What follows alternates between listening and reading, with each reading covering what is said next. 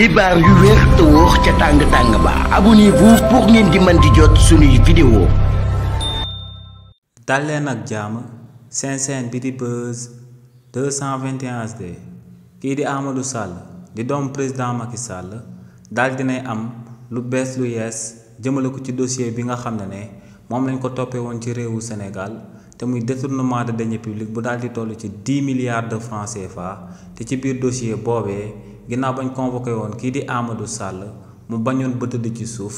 daal di bañ a ñëw uy si yoonu réewu Sénégal. lu daal di bees ci dossier Amadou Sall bi moom mooy que ne le 18 ak le 19 novembre bi ñu jëm si la ñuy soog a daal di amalee ay audition daal di koy jëmale ci ñi nga xam ne ñoom lañ tegoon loxo ci coowal luubal askan boobee nga xam ne Amadou Sall moo ko amaloon te mu toll ci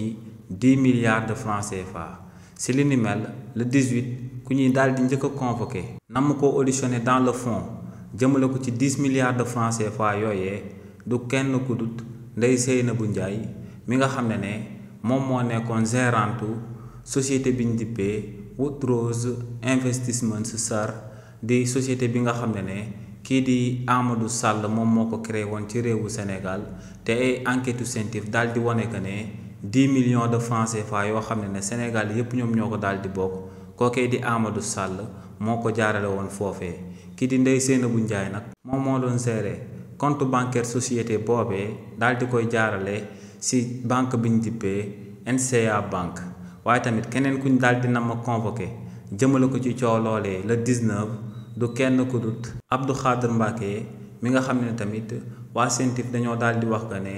ci 10 milliards de francs CFA yooyee ñu daal di toppee kii di Amadou Sall ci réewu Sénégal dañoo daal di njort que ne ci xaalis boobee moom da cee daal di laale waaye tamit daal di na ciy taqe